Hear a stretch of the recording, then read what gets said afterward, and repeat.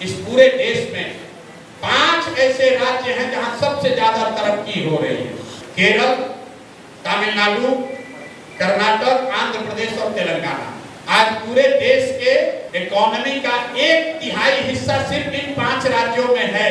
आजादी के समय ये 5 राज्य सबसे पिछड़े राज्यों में थे।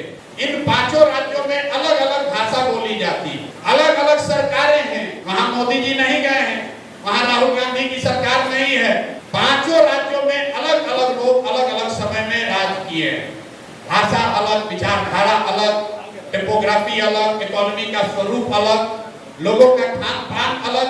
लेकिन एक बात उन 5 राज्यों में कॉमन है जिसने उनको तरक्की के रास्ते पर बैठाया, वो ये है कि पिछले 78 वर्ष में कोई एक नेता, कोई एक दल 10 वर्ष से ज्यादा वहां पर मुख्यमंत्री नहीं बना।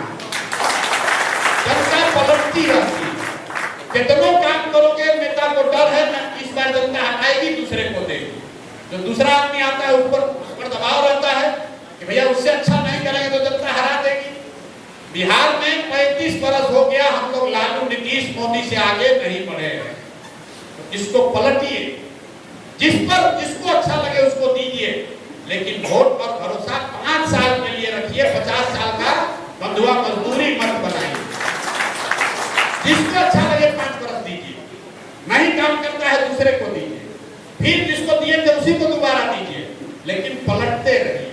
लोकतंत्र में जब तक नेता के मन में ये डर नहीं होगा कि मैं काम नहीं करूंगा तो चुनाव हारूंगा, तब तक कोई काम नहीं करेगा, चाहे वो जनसुराज हो, भाजपा हो, जदयू हो, राजद हो।